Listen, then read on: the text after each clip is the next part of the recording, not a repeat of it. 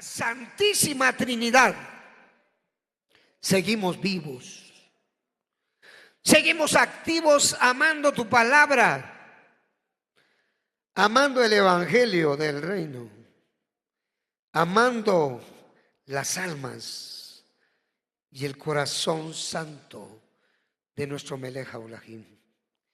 Gracias, Dios del cielo, por toda aquella gente que ama el evangelio de Cristo, que siente la necesidad de acercarse a ti, por este pueblo que sin paradigma busca tu presencia, sin paradigma ama tu palabra.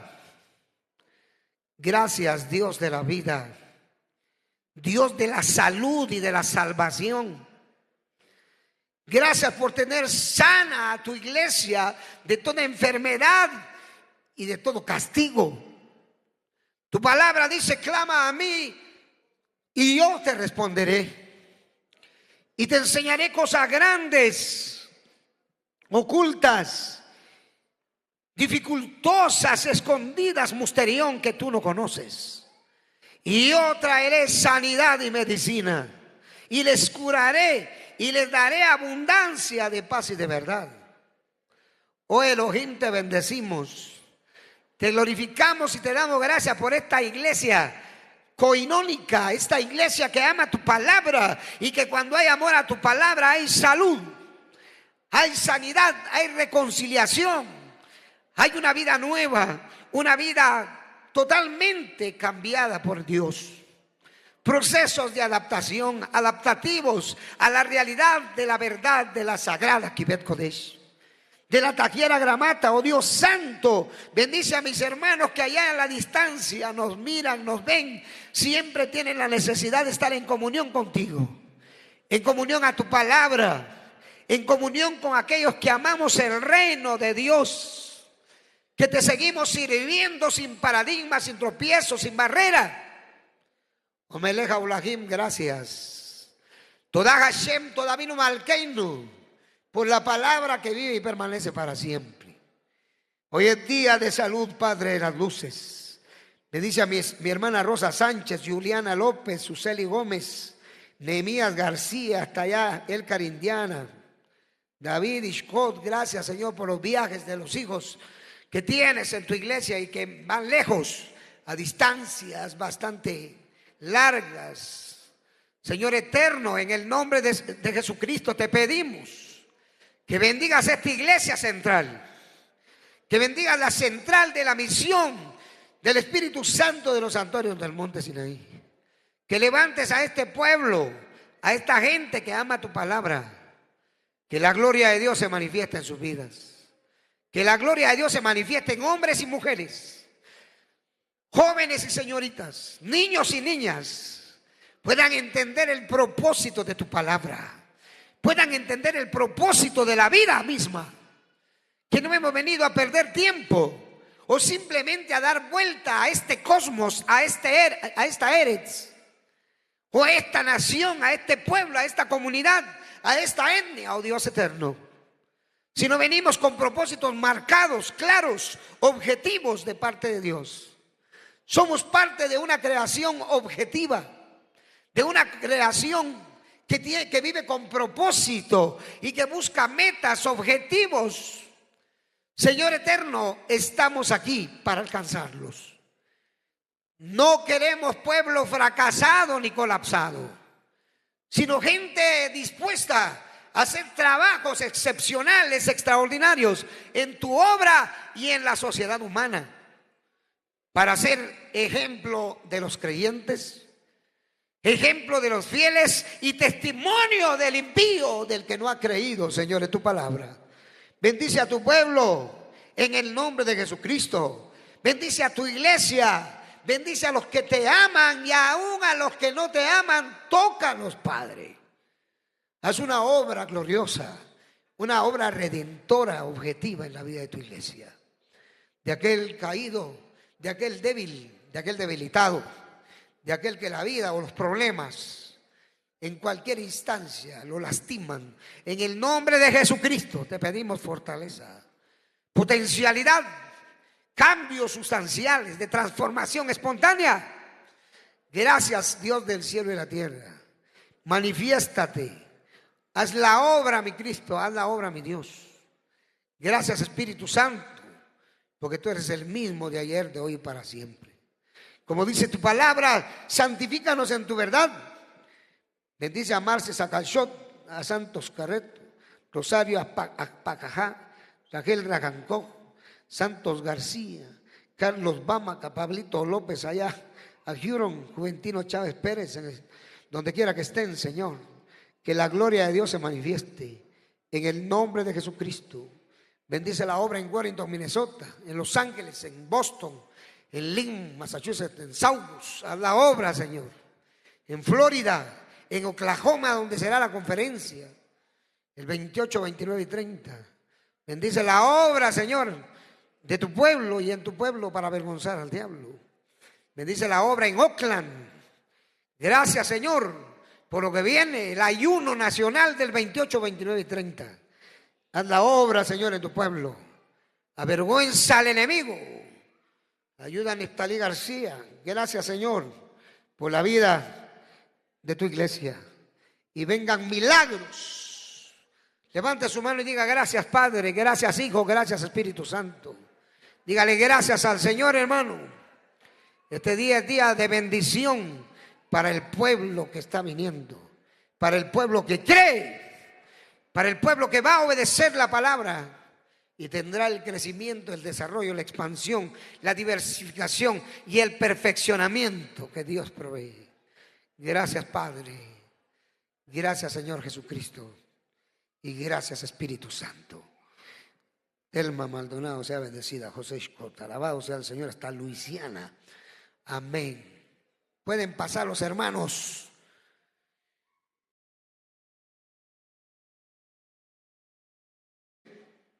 Damos gracias al Padre, al Hijo y al Espíritu Santo.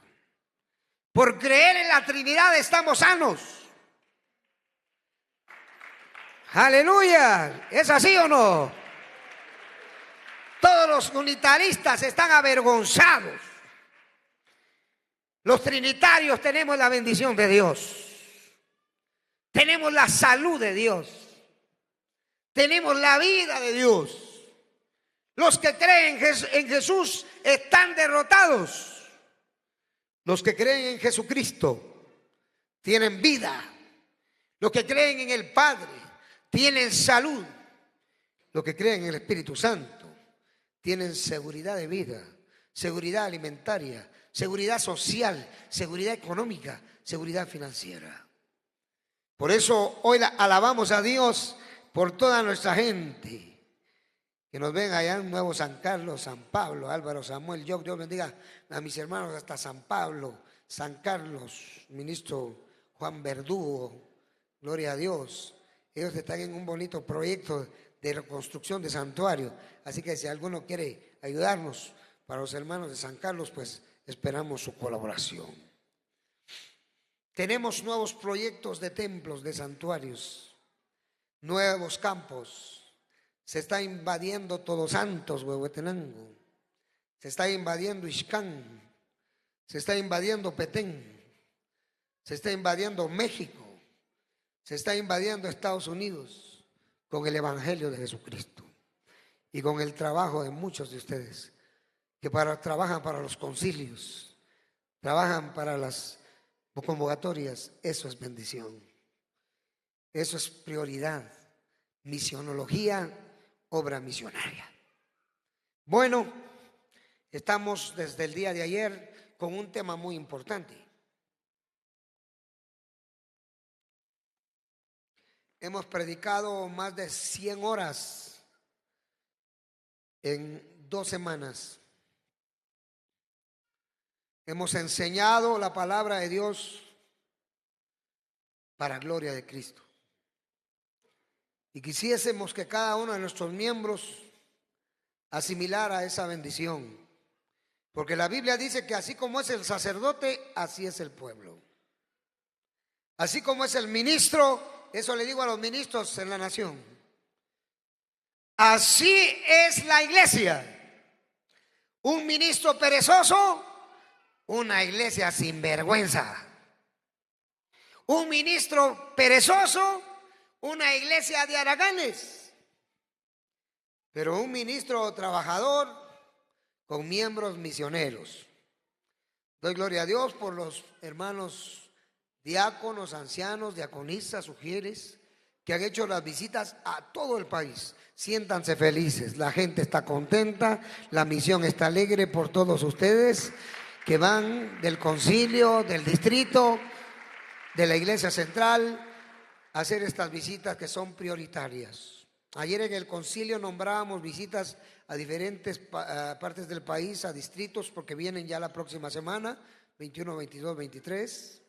Vienen los distritos de todo el país, las reuniones, conferencias distritales que llamamos.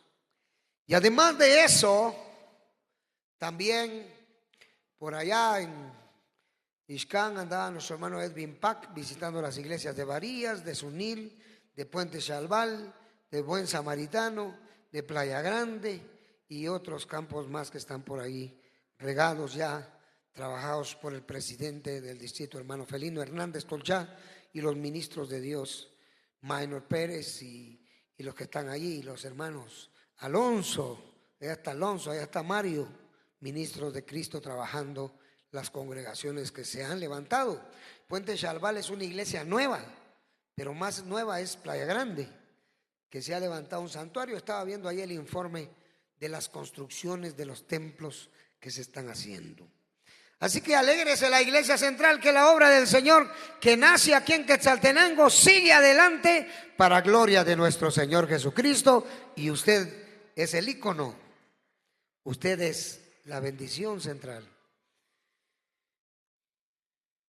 Dios bendiga a nuestra hermana Sara Alicia Cook, gloria al Señor, hasta Puebla, México. Seguimos en coinonía a través del WhatsApp, a través de estas redes sociales que nos acercan al mundo en menos de 20 segundos. Qué tremendo, ¿verdad? Qué bendición. Hoy tenemos un tema teológico muy importante. A veces hay personas que no mucho entienden, pero no es porque no entiendan, no quieren entender. Porque cuando hay voluntad para aprender, se aprende. Yo comencé a estudiar teología a los 35 años, porque me aburrí de ser ignorante. Me aburrí de ser un mendigo. Oiga lo que le estoy diciendo. Me di cuenta que mi orientación ministerial no iba hacia ningún lugar. Y eso es como aquel joven que terminó la carrera de diversificado y piensa en la universidad. Si no quiere quedarse de dependiente de mostrador, ¿me entiende? O cuidador de un negocio mínimo o pequeño, va a tener que ir a la universidad para lograr la formación académica en la escuela superior.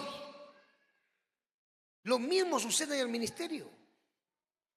Quien no busca la formación académica de la escuela superior teológica se estanca. Por eso en el mundo cristiano hay tanta gente estancada, quejándose que no tienen dinero, que tienen escasez, que hay mucha pobreza en el ministerio, pero es por su falta de capacidad. La incapacidad te hace ignorante. En cualquier profesión, todo aquel que quiera tener éxito, por ejemplo, una persona que no estudia finanzas, un poco de economía, cuando llega a tener dinero no sabe ni cómo invertirlo, ni cómo administrarlo. Tiene que haber alguien que tenga la capacidad de administración para poder aprender a conocer las leyes de la administración misma y no fracasar económicamente.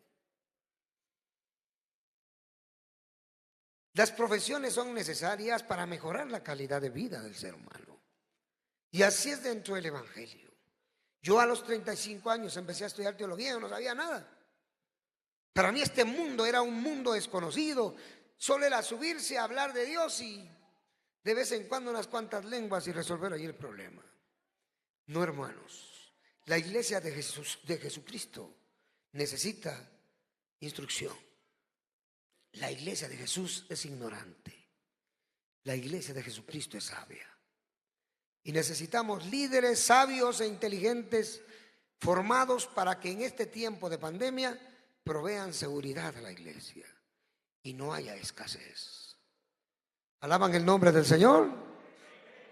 Hoy hay un tema muy importante: el dispensacionalismo.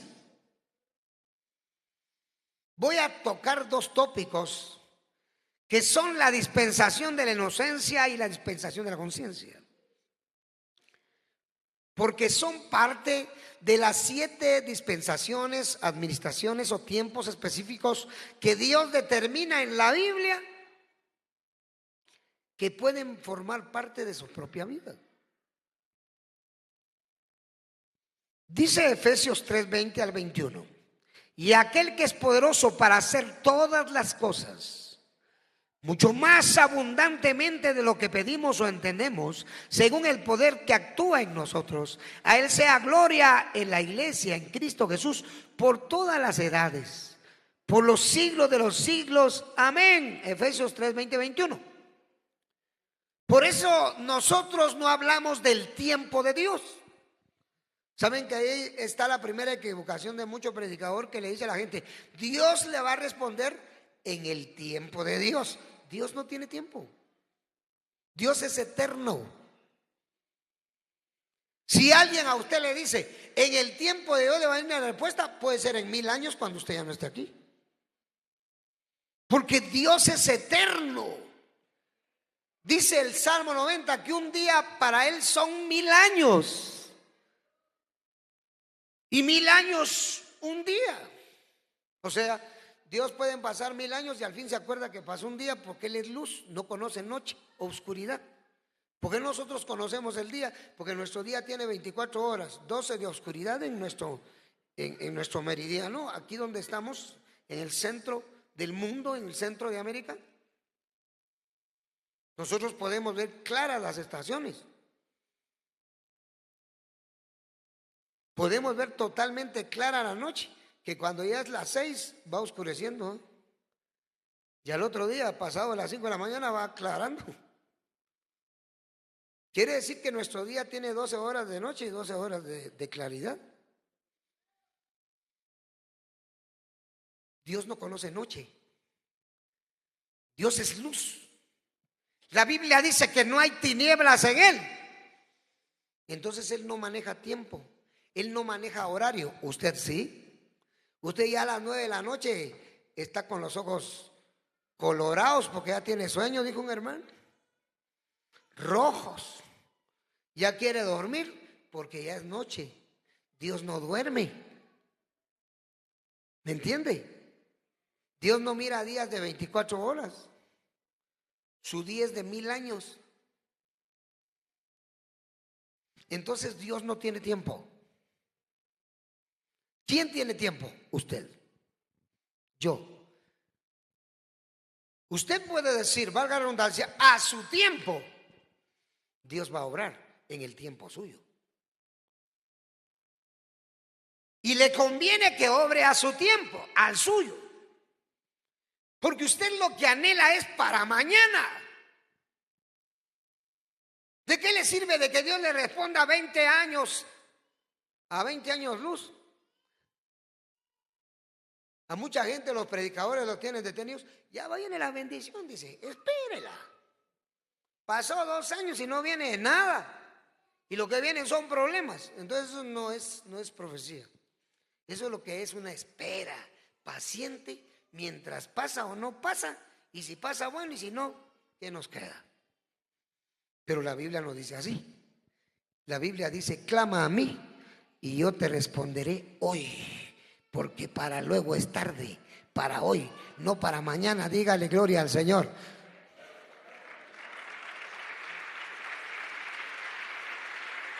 ¿Para cuándo quiere usted la bendición? ¿Para dentro de 1000 años, para sus tataranietos o para usted?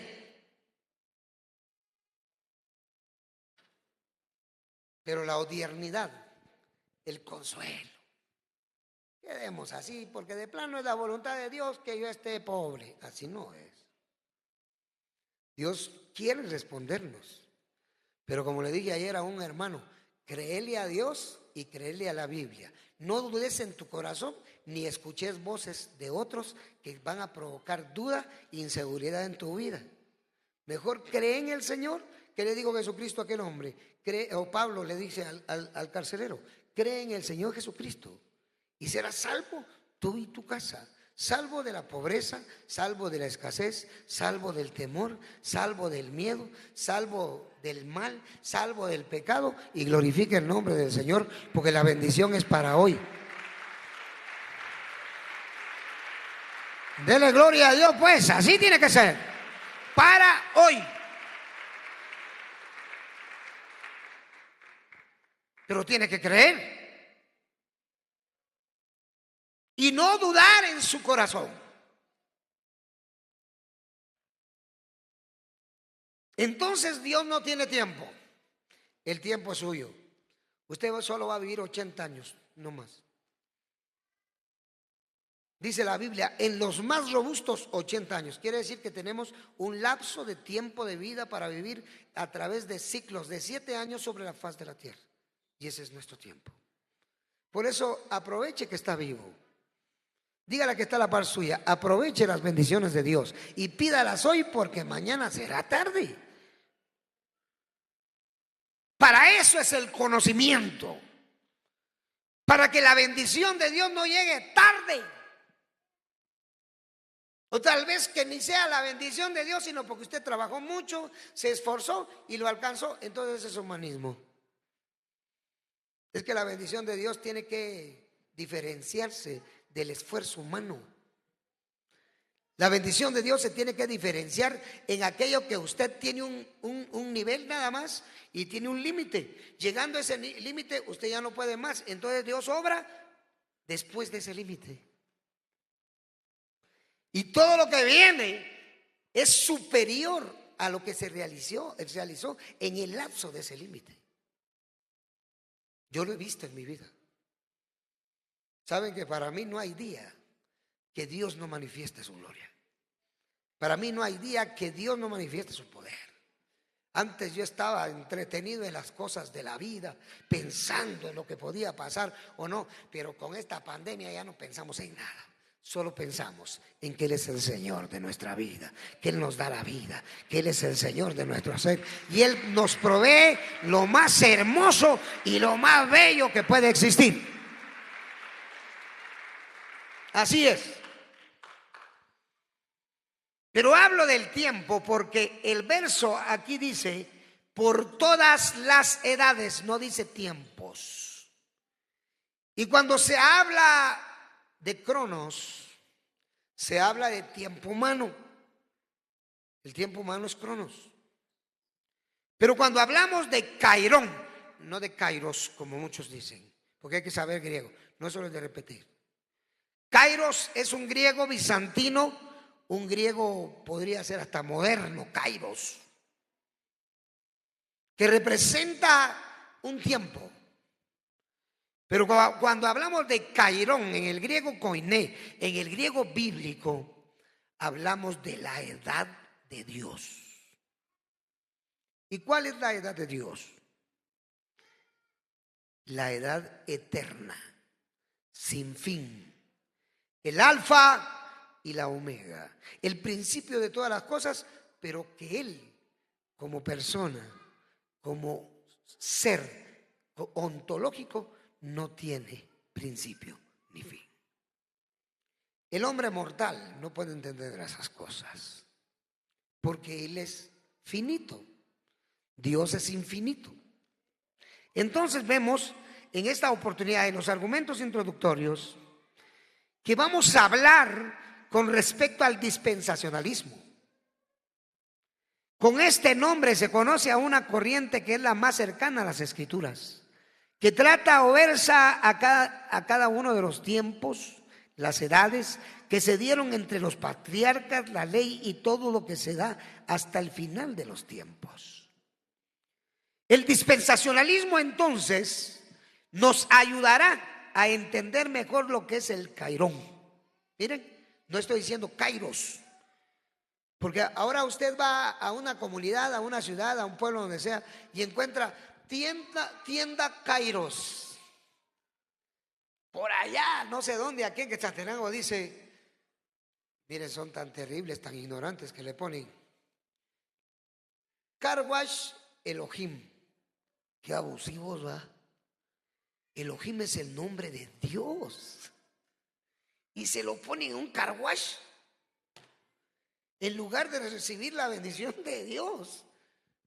Se van a echar a Dios encima porque no le temen, no le respetan. Ese nombre Elohim es un nombre respetado que solo se puede mencionar en la casa de Dios y en la boca de ustedes. Diga Elohim Boré. Dígalo pues, repítalo. Ya, usted habla mucho, hoy hable un poquito del Señor. Elohim Boré. ¿Sabe qué es? El Dios de la creación. Cuando usted hoy le diga Elohim Boré, tú eres mi creador, mi pronto auxilio. Elohim Boré, tú eres el Señor. Sucede pues que el dispensacionalismo entonces nos ayudará a entender mejor lo que es Cairón, es decir, las edades de Dios y que Dios estipula para el cumplimiento de su palabra y la creación. Estos secretitos le van a ayudar a usted a prosperar. No crea en el tiempo de Dios. Dígale que está ahí. No crea en el tiempo de Dios porque no existe. Crea en la edad de Dios. Porque lo que usted confiese, eso es lo que Dios cree de usted. Cuando ora, cuando clama, porque de la abundancia del corazón habla la boca. Si usted trata a la persona que vive al entorno suyo, y le trata con amor, con palabras de amor, de sinceridad y de cariño, eso es lo que nace de su corazón. Pero si usted trata de estupidez, de idiotez, con enojo, entonces lo que hay ahí, no hay amor.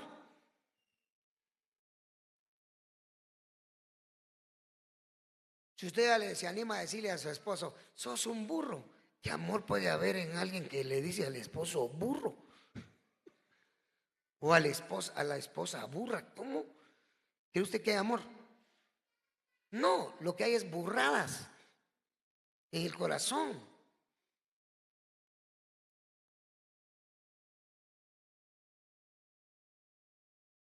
De la abundancia del corazón habla ¿qué? La boca. Así que Dios no tiene tiempo. A Él no lo limita el tiempo o el espacio o la energía. Él es la energía. Es eterno, sempiterno. Es el todopoderoso. El dispensacionalismo teológico estudia la Biblia buscando mostrar cómo las diversas partes de las Escrituras contribuyen distintiva y progresivamente a la proclamación de un único mensaje de salvación por gracia, que es a través del Evangelio. ¿Saben ustedes que el dispensacionalismo ha ayudado a la iglesia contemporánea a tener fundamentología teológica? Cuando digo fundamentología, a creer en la venida de Cristo.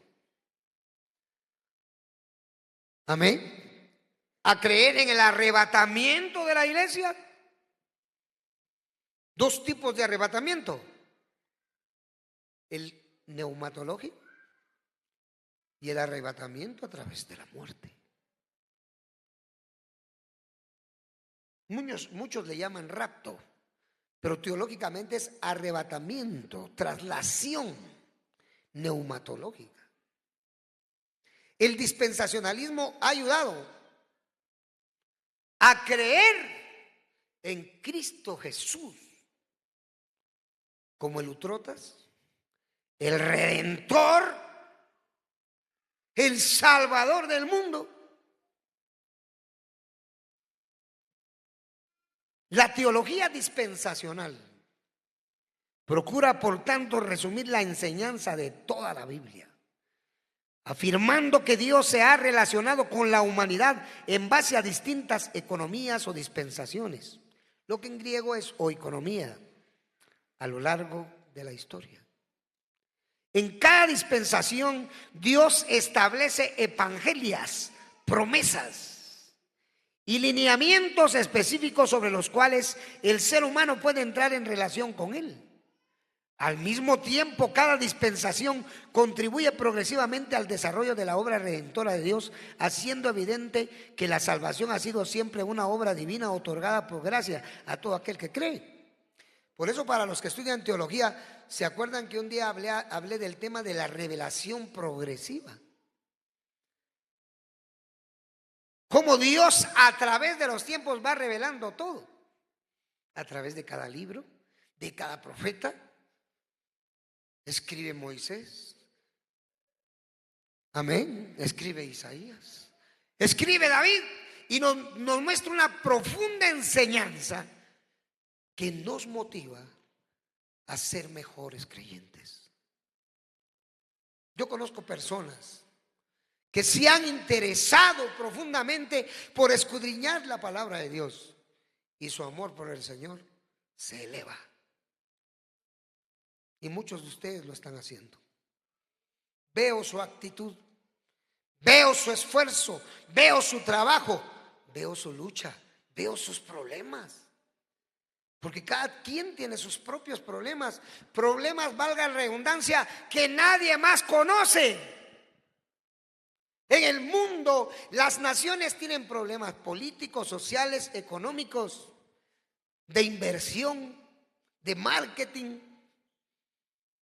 ¿Saben ustedes que hay líderes mundiales que son socialistas y que crecieron en el socialismo, en la evolución y todo, pero cuando llegan a gobernar se dan cuenta que son impotentes y tienen que dejar que venga la inversión extranjera, que haya crecimiento económico, porque si no hay crecimiento económico no hay trabajo? Hay gente que es consciente y que espero un día Dios toque sus corazones y se conviertan a Jesucristo. ¿Pero qué pueden hacer? Si cada día la demografía del mundo crece, cada día nacen más neonatos y mueren menos humanos. En el mundo hay más de 7.500 millones de seres humanos y los líderes ya no hayan qué hacer con la humanidad. Una cabeza poder gobernar el mundo es imposible. Por eso, aunque quieran imponer un nuevo orden mundial o que alguien quisiera gobernar el mundo, tendría que ser Dios nada más, porque nadie lo puede hacer. Dígame usted si los pueblos en nuestras naciones se dejan gobernar. Entonces el que gobierna, mejor no los gobierna. Un estado de totalmente ingobierno e ingobernabilidad. Por eso solo en Cristo Jesús podemos entrar al estado de gobernabilidad. Solo en Cristo Jesús el ser humano puede aprender a ser gobernado si está dispuesto a vivir en paz. De lo contrario, si Dios no lo gobierna, la paz nunca será una realidad objetiva y activa en la vida del hombre y la mujer.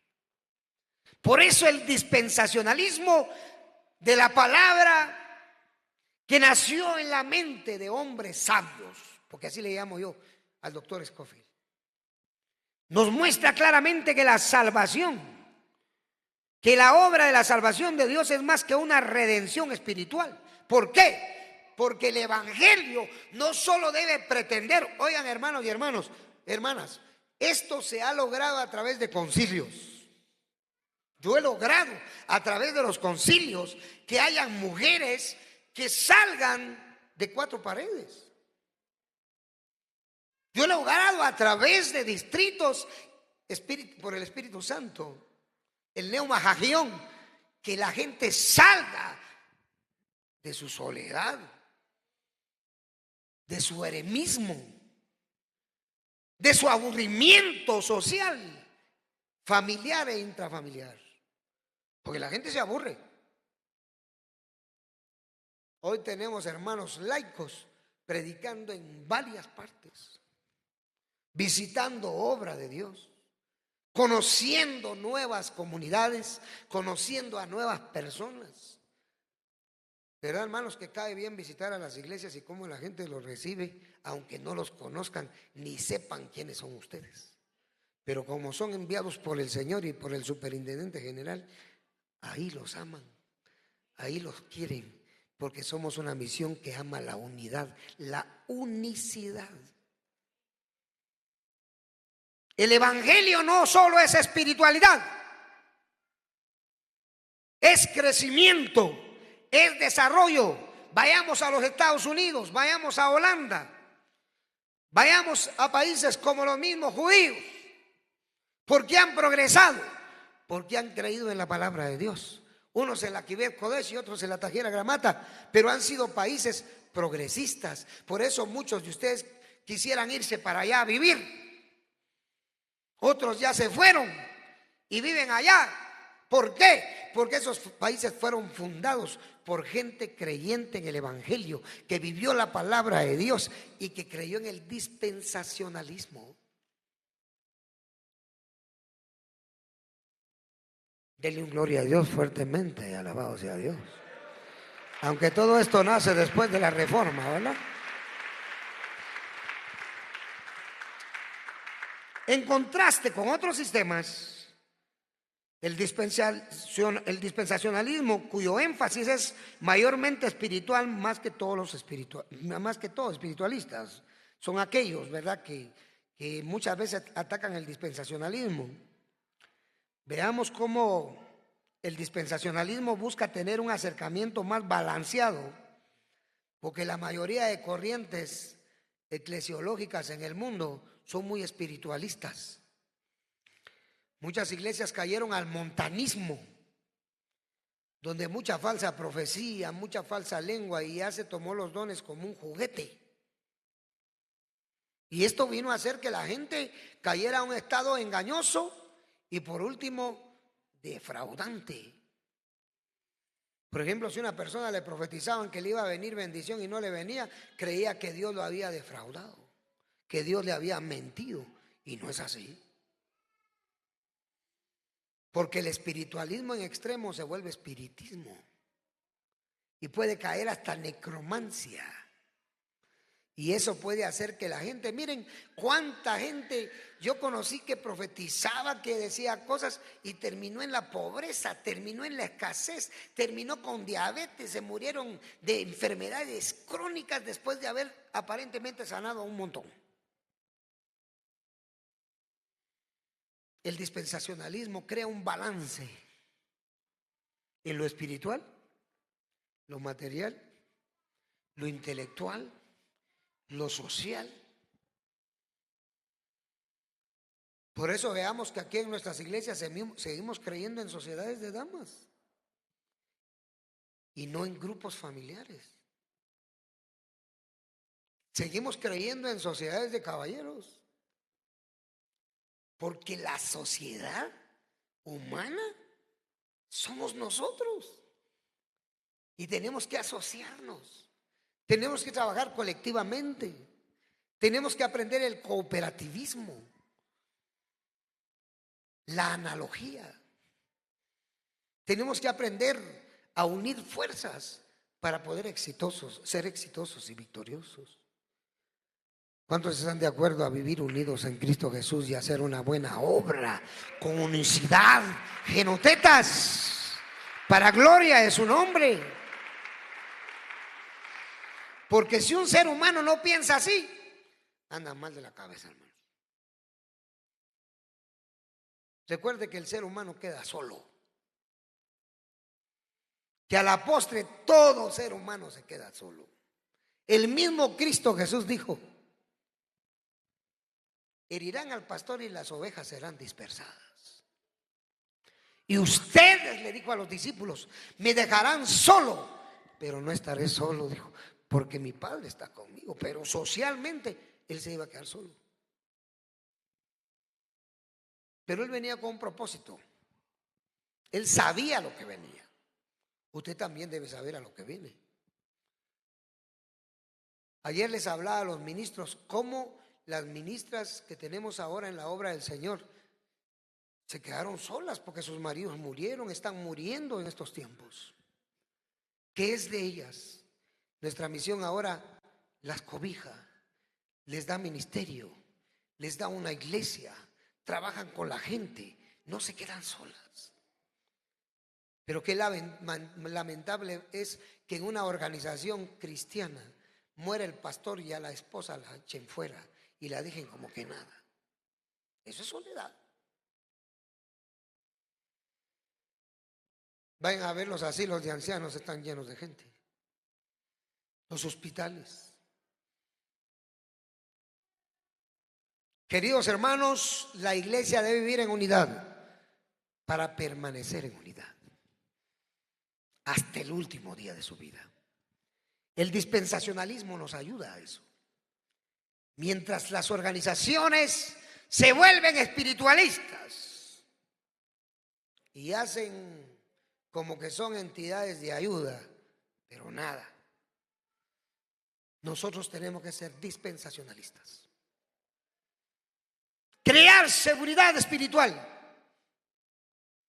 pero no olvidar la vida material de la iglesia. Orar los unos por los otros. Dígale que está a la par suya, hay que orar los unos por los otros para la bendición y las añadiduras económicas, financieras, materiales, físicas. La pandemia ha sido una prueba de fuego para la iglesia.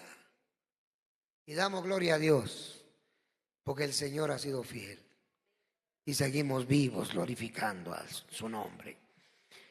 Entonces la obra de salvación, vemos pues, de Dios es más que una redención espiritual en contraste con otros sistemas cuyo énfasis es mayormente espiritual. Más que todo espiritualista, se van al extremo. El dispensacionalismo busca tener un acercamiento más balanceado a su percepción de la historia.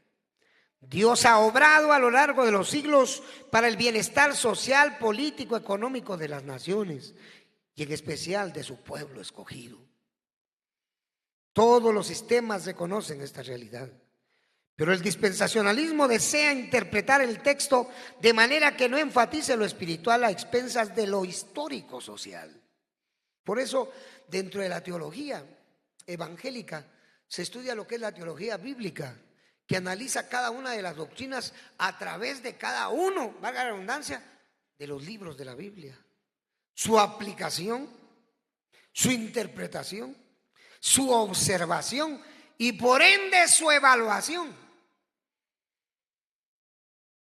¿Dónde entra la evaluación? En los resultados. ¿Qué resultados pueden haber en aquella persona que ha aplicado la escritura ya interpretada, ya exegetizada, ya hecha una doctrina sistemática? Entonces viene y se evalúa cuáles son los resultados de la enseñanza en la iglesia. Pero pregúntese usted, ¿cuál fue el resultado de la enseñanza de la iglesia ahora en la pandemia? Analícelo. ¿Cuánto predicador se escondió y no tuvo el poder de Dios necesario para poder defender a su congregación?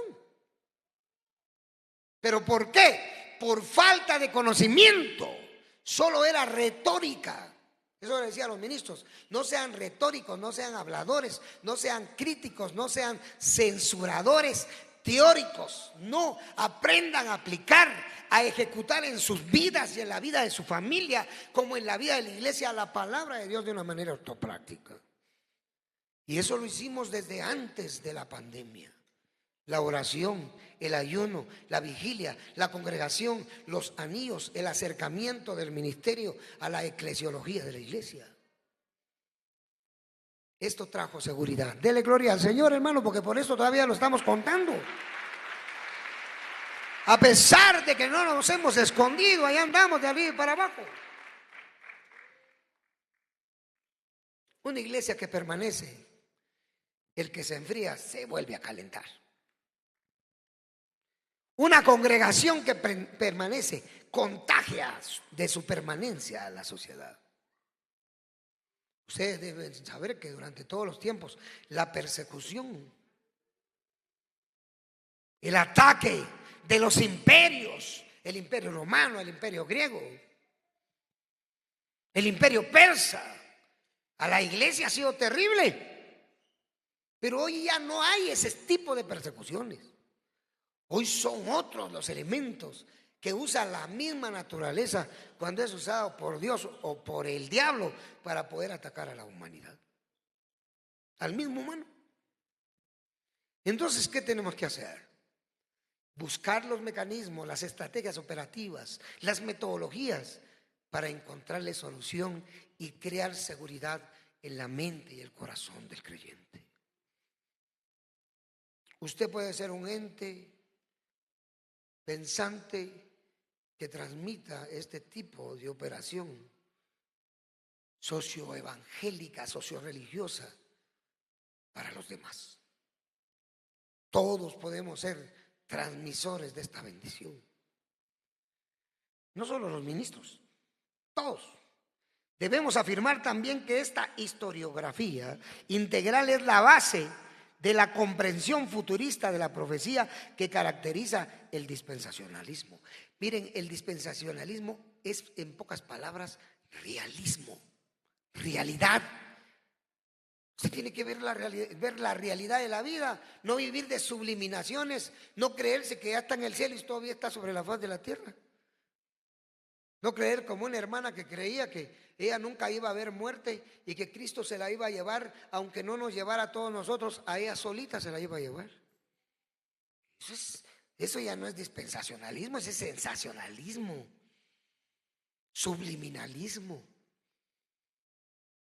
Aquí tenemos que pensar en todos, en la seguridad de cada individuo, de cada persona que tiene la iglesia de Cristo o que pertenece a ella. Y no hay mejor forma que predicar la verdad, con conocimientos que puedan ser prácticos para la iglesia.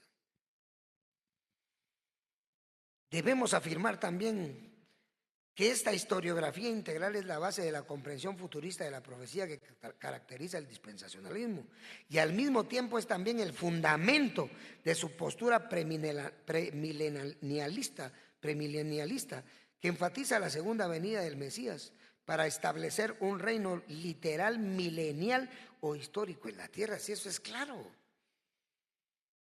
El amilenialismo, el milenialismo, pues dicen muchas cosas. Pero la era de lo que es premilenialismo es lo que enseñó el dispensacionalismo, que se acerca más a las escrituras. Es que eso es lo que tenemos que tener los creyentes. Creer en aquellos sistemas o en aquella teología evangélica que se acerca más a la realidad de la escritura desde una perspectiva exegética. Queridos hermanos, la iglesia seguirá viva. Usted seguirá vivo.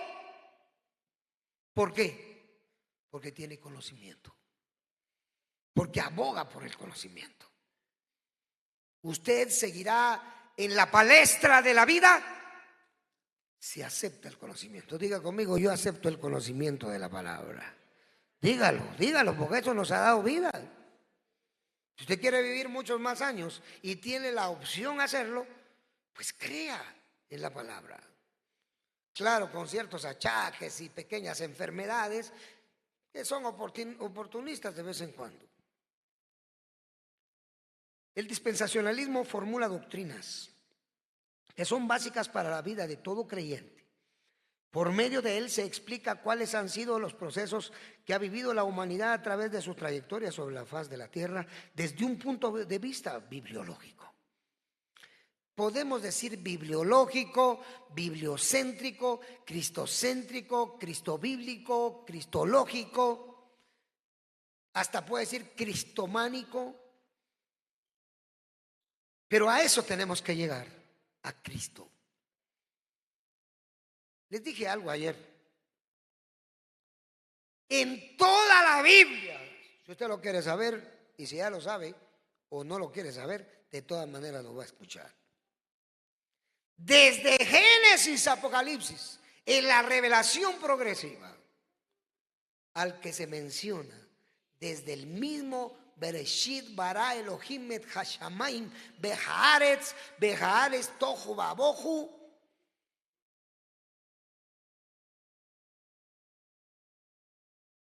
le roach Elohim berajefet al penehamayim vayomer Elohim yehiol. ¿Sabe de quién se menciona ahí? De Cristo.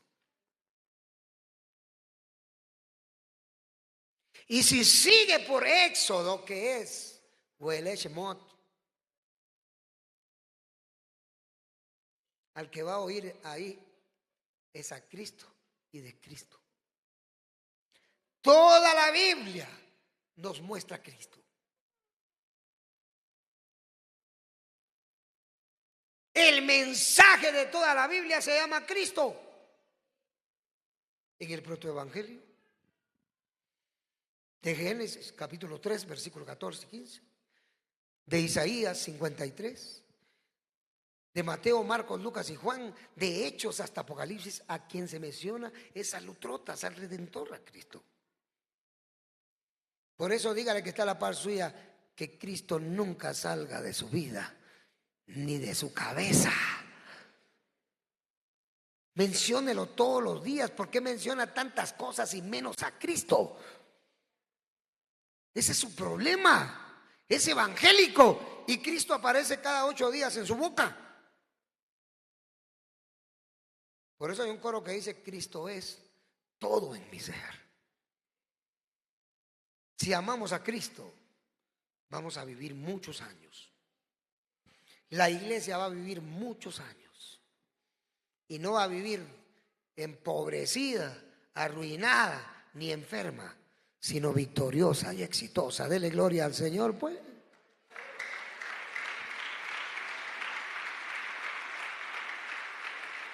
Por eso he dicho siempre: ¿cuántos años quiere vivir usted en la vida? ¿Cuántos cree que probablemente le quedan? Ahora, ¿cómo los va a vivir? ¿Para qué los va a vivir? ¿Con quién los piensa vivir? ¿Y hasta cuándo se quiere morir? La pregunta del teólogo filosófico: ¿quién soy? ¿De dónde vengo? ¿Hacia dónde voy? ¿Ante quién soy responsable?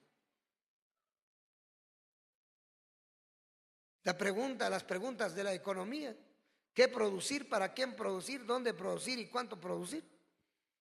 Todo es un interrogante de la vida. Si quiero vivir 20 años más, ¿dónde, cuándo, cómo y en dónde quiero terminar los días? A lo largo de la historia de la iglesia han existido teólogos cuyos escritos demuestran en forma incipiente algunos de los énfasis de lo que llegó a ser la exégesis dispensacional. Entre estos se encuentran Justino Mártir, Ireneo, Agustín de Hipona e Isaac Watts. Ellos hasta cierto punto filosofaron el dispensacionalismo por falta de recurso literario, porque también la historia tiene mucho que ver con el dispensacionalismo. Las edades, las épocas, la vida del ser humano. Solo les quiero hacer una reseña con respecto a lo que ahorita voy a mencionar. Y dije la dispensación de la inocencia. ¿Saben dónde se aplica eso? Cuando el niño nace, el neonato. Hay una etapa donde está la inocencia, otra etapa de la conciencia, otra etapa de la adolescencia donde entra el gobierno humano y donde ya el patojo se cree solo y cree que él gobierna. Miren cuántos patojos en la calle porque ya no le obedecen a los padres, porque se gobiernan, se autogobiernan. Pero la teología verdaderamente dispensacional, con los énfasis descritos líneas arriba, no se sistematizó sino hasta finales del siglo XIX. A partir de entonces es posible identificar 3 desarrollos históricos en el dispensacionalismo. Así que las principales corrientes dispensacionales o dispensacionalistas son, a saber, El dispensacionalismo clásico. A finales del siglo XIX, el irlandés John Nelson Darby, en 1880-1882, mucho después de la Reforma, en 1517. Abandonó la iglesia de Inglaterra, o sea, la iglesia anglicana, y adoptó una eclesiología que enfatizaba la comunión de los creyentes y el estudio bíblico devocional, personal y comunitario. Con el tiempo, Darby sistematizó el dispensacionalismo que posteriormente llegó a los Estados Unidos y fue adoptado por personajes de la talla de C.I. Scofield, el doctor Scofield, de Dwight Moody. Este dispensacionalismo clásico afirma que cada dispensación o economía se caracterizaba por una instrucción divina, una prueba de obediencia y eventualmente el fracaso del hombre, dando lugar al juicio divino y el comienzo de una nueva dispensación. Adicionalmente se caracterizaba por una discontinuidad extrema, un dualismo que hacía una diferencia radical y eterna entre Israel y la iglesia. Este es un análisis interesante del dispensacionalismo. Y saben, nace del diálogo de Trifón. ¿Saben ustedes por qué el dispensacionalismo creó un abismo entre la iglesia evangélica gentil y la iglesia evangélica judía? Porque desde el momento en que Tito Flavio vino y conquistó Jerusalén, en ese momento judíos y gentiles estaban unidos. Pero solo vino Tito Flavio, el romano, y conquistó Jerusalén. La iglesia gentil salió huyendo, desapareció y se fue para Pelá, y los judíos quedaron como esclavos. Por eso el dispensacionalismo históricamente lo separa. Y es normal, porque a la larga el judío no recibe a Jesucristo como su Salvador. El judío no cree en el Evangelio. El judío no acepta la salvación a través de Cristo, sino por la ley nada más. La iglesia sí acepta la salvación a través de Cristo, porque así es. Entonces sucede pues que se crea un abismo. Sin embargo, vemos aquí pues que Israel era el pueblo terrenal de Dios, mientras que la iglesia era su pueblo celestial. Y no está equivocado. ¿Por qué razón? Porque usted se da cuenta, el judío piensa más en el dinero y en el trabajo. Y solamente un día, cuando puede, le dedica a Dios. Mientras la iglesia se le llamó celestial, ¿por qué? Porque busca primero el reino de Dios y su justicia. Y todas las demás cosas vienen por añadidura. ¿Cuántos le dan gloria al Señor por ello? Israel es un pueblo materialista. Mientras la iglesia es una iglesia espiritual, que claro, piensa en vivir, piensa en educación, piensa en comer, en satisfacer, como dijo Abraham Maslow, las necesidades básicas, fisiológicas del cuerpo humano. Sin embargo, no dejamos de ser humanos.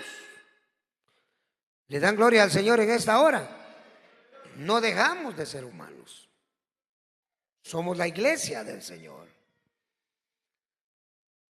Mientras vemos hoy, el propósito y el futuro de Israel serían terrenales. Y normalmente así fue. Este dispensacionalismo reconocía solo el pacto con Abraham como aplicable espiritualmente a la iglesia, mientras que el mosaico y davídico eran puramente temporales. Además, hacía distinción entre el reino de Dios y el reino de los cielos. En su forma más común fue popularizado por la primera edición de la Biblia de Estudio de Scofield y enseñaba 7 dispensaciones. La inocencia, desde la creación hasta la caída de Adán y Eva en Edén. La conciencia desde la caída hasta el diluvio. El gobierno humano desde Noé hasta Abraham. La promesa o la fe desde Abraham hasta Moisés. La ley de Moisés hasta Juan el Bautista. La gracia desde la primera venida del Mesías y su pasión hasta su segunda venida. El gobierno divino milenial desde la segunda venida hasta el juicio del gran trono blanco, que es lo que más se acerca a la exégesis de la palabra de Dios históricamente hablando. B. El dispensacionalismo revisado. Este dispensacionalismo es el que inundó el mundo evangélico hasta finales del siglo XX y es sin duda la postura más popular en el gran número de las denominaciones cristianas. En Latinoamérica el número de las dispensaciones permaneció estable, siguiendo el modelo de Scofield. Sus proponentes más importantes surgieron primero en el Seminario Teológico de Dallas, con figuras como John F. Walworth, Dwight Pentecost y Charles Ryder. En cuanto al significado del reino de Dios, no hubo una postura homogénea. C. El dispensacionalismo progresivo. Hacia finales del siglo XX se desarrolló una nueva corriente dispensacional conocida como dispensacionalismo progresivo. Entre sus proponentes más importantes se encuentra Darrell Bock y Craig Blazing. La característica esencial de este modelo es su intención de enfatizar la continuidad o progresión de las dispensaciones. En este sentido, el propósito redentor es más integral. Hoy vamos a hablar de forma contundente con relación al dispensacionalismo, haciendo un análisis completo para evaluar su efecto en la vida de los creyentes. No nos basaremos únicamente en aspectos históricos o ideológicos, sino más bien veremos elementos ortoprácticos de beneficio para nosotros. Así que no podemos hablar solo de inocencia o conciencia, sino establecemos un paralelo con las Escrituras. Porque desde que el hombre cayó en el huerto del Edén, es consciente de sus hechos.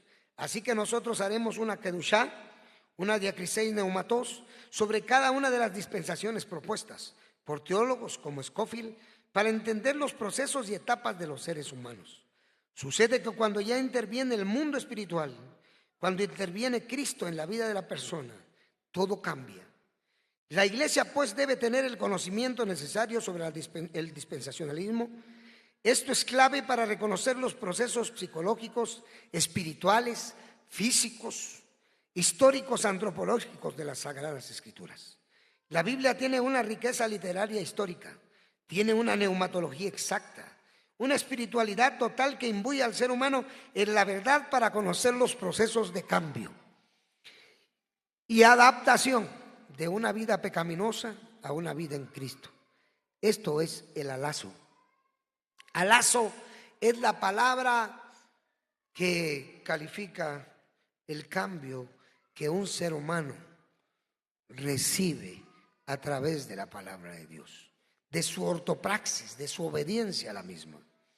Así que vamos a tratar el dispensacionalismo de una manera directa y profunda para ver el resultado de la fe, de la gracia, etcétera, en nuestra vida. Todos necesitamos a Dios. Necesitamos someternos a su gobierno glorioso, doxazo. Así que vamos a hablar de las dispensaciones para también poder entender cómo los creyentes tenemos que serle fieles al Señor. Enfocaremos pues el dispensacionalismo desde una perspectiva ortoaplicativa para ver cómo acercarnos a la realidad teológica. Argumentos específicos. Punto número 1. La dispensación de la inocencia. Desde un punto de vista teológico bíblico, la inocencia es aquel estado en que un ser humano no conoce pecado, no conoce aberración, ni conoce jamartía. La Biblia dice: entonces dijo Dios, hagamos al hombre a nuestra imagen, conforme a nuestra semejanza, y señoree en los peces del mar, en las aves de los cielos, en las bestias y en toda la tierra, y en todo animal que se arrastra sobre la tierra. Génesis 1:26. Esto quiere decir que la creación humana, desde un punto de vista teológico bíblico, antropológico y andrológico, que es lo que refiere al creyente, nos lleva a entender que Dios creó al ser humano en una condición de inocencia, sin pecado. Entonces vamos a definir la inocencia como la ausencia del pecado. Por eso en un creyente el pecado original no tiene ningún efecto, porque cuando se convierte el pecado original desaparece, Dios lo borra. Usted puede leer 1 de Juan 1:7 y dice: Dios es luz y no hay ninguna tinieblas en él. Porque los que están en luz como Dios está en luz, tenemos comunión los unos con los otros. Y la sangre de Jesucristo nos limpia de todo pecado. Él borra ahí toda la gama de pecados existentes, habidos y por haber. Porque ese es el poder de la sangre de Cristo. Limpiar del pecado, limpiar de la maldad, limpiar de la diquia, de la anomía, la vida adicosa del ser humano. Porque todos estamos aquí porque queremos limpiarnos. Queremos ser limpios por el Señor. Por eso la Biblia dice: límpiame de mi pecado y quítame de mi maldad. Límpiame con hisopo y seré limpio. Nadie está aquí porque vino limpio. Nadie está aquí porque vino sano. Nadie está aquí porque vino santo. Nadie está aquí porque vino espiritual. Todos estamos aquí porque vinimos inmundos y pecadores, y Cristo Jesús nos limpió de toda esa clase, esa gama, ese cúmulo de pecados en la cual el hombre se sumerge cada día.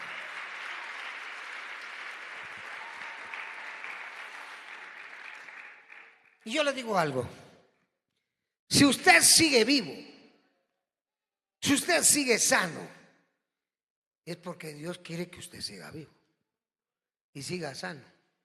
¿Y sabe por qué quiere? Que usted se mantenga en ese estado constante de limpieza constante, en ese estado de cambio, de que aquellas cosas aberrosas y aberrantes que arruinaban su vida, porque la arruinaron mucho, ¿no es así?, se puedan ir para siempre y crear nuevos estados, nuevas edades dentro de la iglesia de Cristo, con proyectos de prosperidad, crecimiento. Clame a Dios, aprenda a clamar. No a que clamen por usted. Todo el mundo dice: ore por mí, clame por mí. No, hombre, hágalo usted. Levántese temprano, levántese a las 2, 3 de la mañana a clamar a su Creador, y el otro día será de un gran éxito rotundo. No maquillaje, no apariencias, como decimos nosotros, no casacas, no parece que, no, realidades objetivas, cosas claras, tangibles, visibles. Por eso las metas tienen que ser medibles, específicas, tangibles, tocantes, tocables. Amén, hermanos, y alcanzables. ¿Cuántos alcanzaron ya algunas metas de este año? De este año que vamos, ¿ya alcanzaron algunas metas o no han alcanzado ninguna? ¿Qué alcanzó? Dígalo. Clasifique. Analice bien y clasifique. Dele gloria a Dios, alégrese pues. El punto 1, ¿verdad?, nos muestra claramente, queridos hermanos, que desde el punto de vista teológico la inocencia es aquel estado en que un ser humano no conoce pecado. La Biblia dice: entonces dijo Dios, hagamos al hombre. Y si usted sigue leyendo, dice: y vio Dios que todo lo que había hecho era bueno en gran manera. La palabra es tov en hebreo. Tov representa lo bueno. Mire al que está a la par suya y dile: usted es creación de Dios y esa creación es buena. No se le mira bien la cara por la mascarilla, pero esto quiere decir que la creación humana, desde un punto de vista teológico, bíblico, antropológico, nos lleva a entender que Dios creó al ser humano en una condición de inocencia, sin pecado. Entonces vamos a definir la inocencia como la ausencia del pecado. Por eso en un creyente el pecado original no tiene ningún efecto. El niño que nace es totalmente inocente, el neonato, a la realidad jamarteológica. No tiene una conciencia sobre el pecado. Está ausente a la parábasis o torcedura. Así que la inocencia del Adán Kadmón es el estado primario de la persona que se convierte a Jesucristo. Se ha arrepentido y entrega su vida al Señor. Entonces desde ese mismo momento busca y alcanza la perfección. Cuando usted viene a Cristo, todos sus pecados son borrados, eliminados. Eso es lo que hay que creer. el judío no lo cree así, o el mesiánico, no. Usted tiene que creerlo, que al venir a Cristo, todo aquello que lo perjudicó, que lo dañó, que lo arruinó en su vida pasada, ha sido borrado. ¿Con qué propósito? De crear un ser inocente, que aunque el diablo llegue allá con el Padre y la haga como la hizo con Job, no, pero si ese pecador, ese era impío, ese me agradaba a mí, hacía lo que yo quería, y viene Cristo como abogado defensor y le dice: estás equivocado, diablo, este nunca pecó, él está limpio, permanece para siempre y es digno de la salvación, aunque venga el acusador. Inocencia. Pero aunque una persona sea muy buena y no recibe a Jesucristo, no recibe la limpieza de la sangre de Cristo, por muy bueno que sea, Dios lo mira como pecador todo el tiempo. Porque no hay peor pecado, negar que somos pecadores, negar la existencia del diablo y negar a Jesucristo como Dios y Salvador.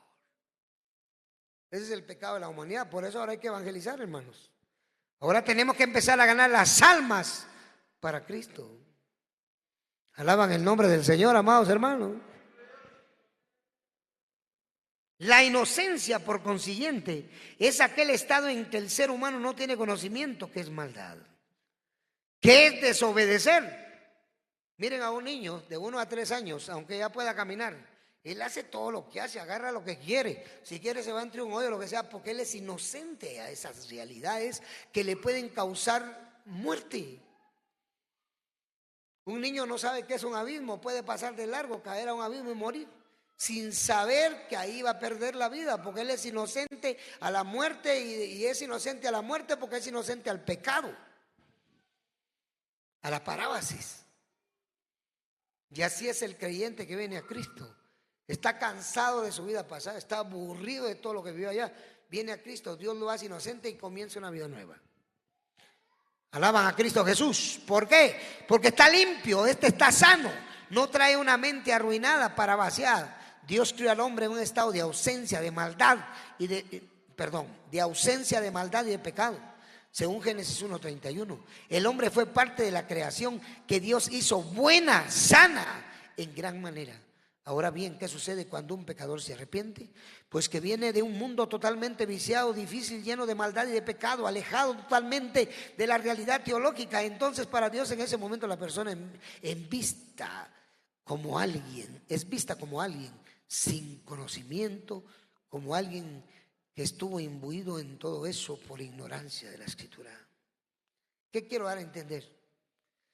Que el impío, el pecador, puede vivir como quiera, puede adorar los dioses que quiera, puede cometer los pecados que se le ronquen en gana, que él no tiene ningún derecho a la salvación.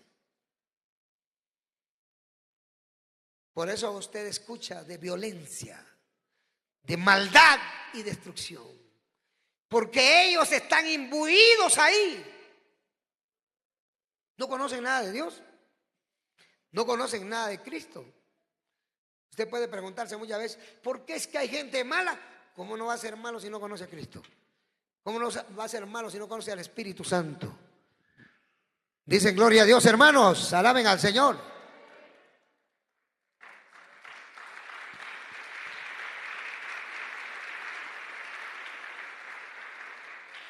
¿Cómo el impío no va a ser idólatra si es impío? ¿Qué es lo que tiene que hacer la iglesia de Cristo? Evangelizar. Dígale hasta la par suya: este año le toca evangelizar a alguien. ¿Por qué viene solo a la casa de Dios? Hay quienes dejaron hasta su familia en casa, porque no trae a un amigo o a un enemigo a Cristo. Y dé a conocer y dígale que mientras no venga Cristo, él va a seguir cometiendo toda clase de pecados, porque no conoce a Dios. Usted no le puede exigir al impío hacer lo que la Biblia dice, porque es impío.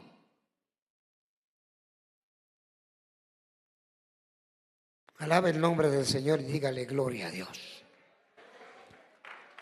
Cuando el pecador pues se arrepiente y viene, entonces regresa a su estado primigenio, al estado del Adán que Dios crió.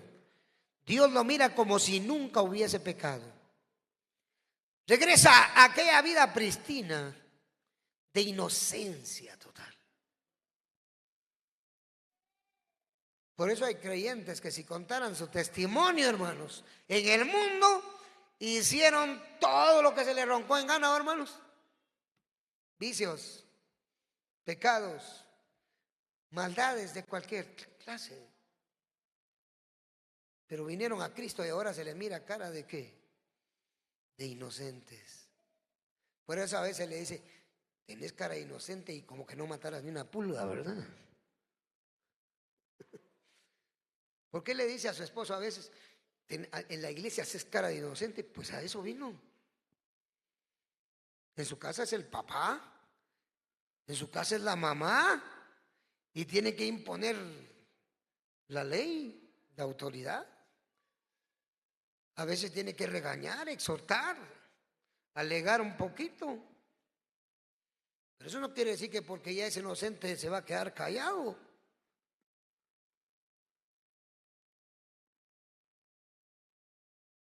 De balde te subís al púlpito y ¿qué tiene? Si de qué mundo vino, en qué mundo está. Pero Dios lo tiene como inocente y lo está transformando, lo está enseñando. ¿Va a que sí, hermanos, o no? ¿Qué dicen ustedes?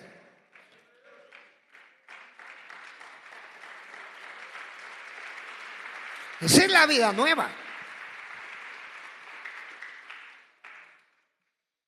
Por eso dice aquí, lean conmigo.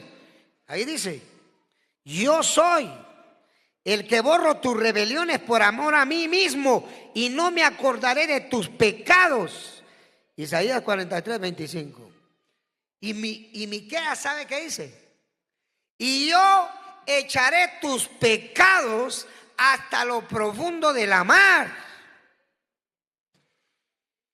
Su mujer siempre se lo va a recordar. Su esposo, hermana, siempre se lo va a recordar.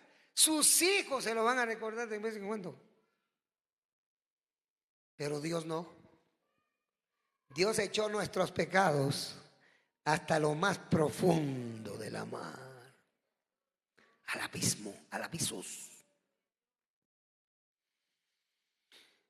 Glorifica a Dios por eso, alégrese, porque eso sí debería ser alegría para ustedes.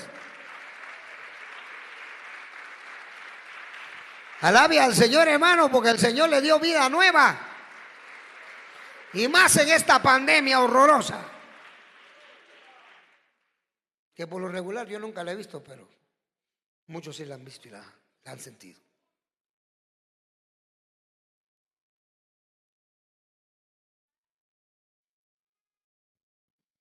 Según de Corintios, en el paralelo de idea, dice así. De modo que si alguno está en Cristo, nueva criatura, Cainectis es. Las cosas viejas pasaron. Tarjaya para el ten. Y he aquí todas son hechas nuevas. Eidó, Gegone, Caína. Cainectis. De modo que si alguno está en Cristo, nueva creación.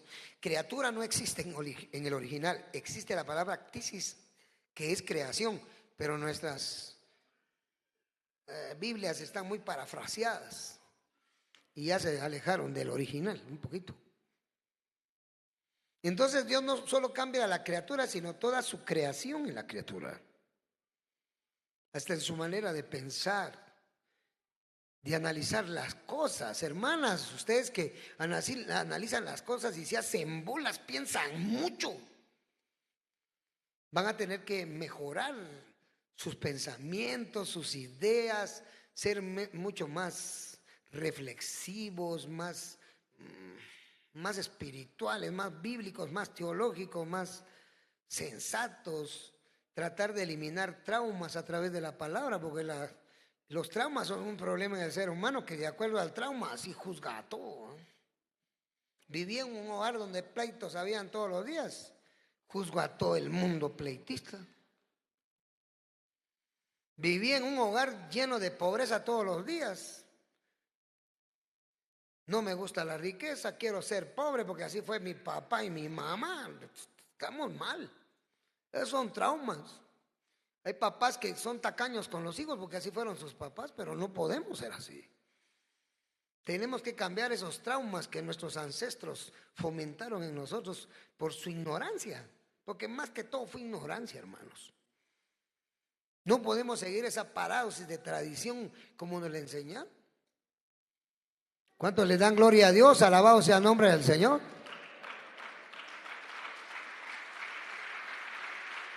Un padre puede estar en casa.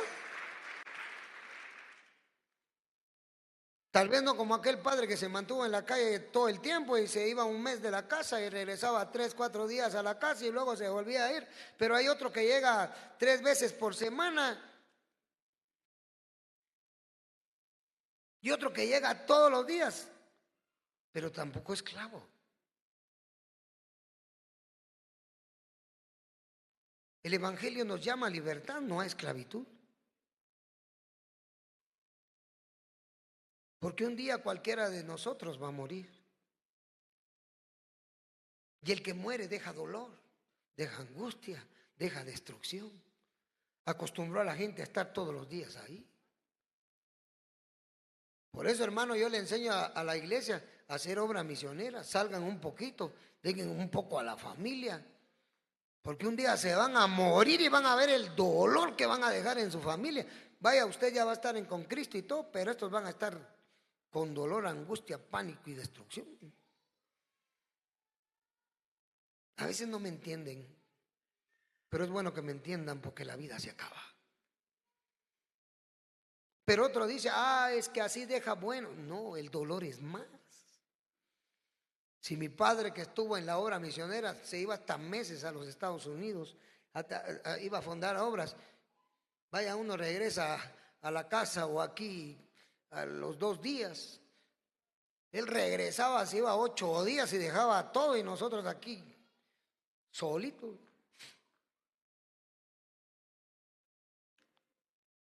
La vida misma lo exige. No se puede vivir una vida de esclavitud. Hay que analizar bien los pensamientos. Hay que ver la palabra de Dios y hacer un análisis y hacer un paralelo a ver si concuerdan para no provocarnos más problemas de los que tenemos en la vida.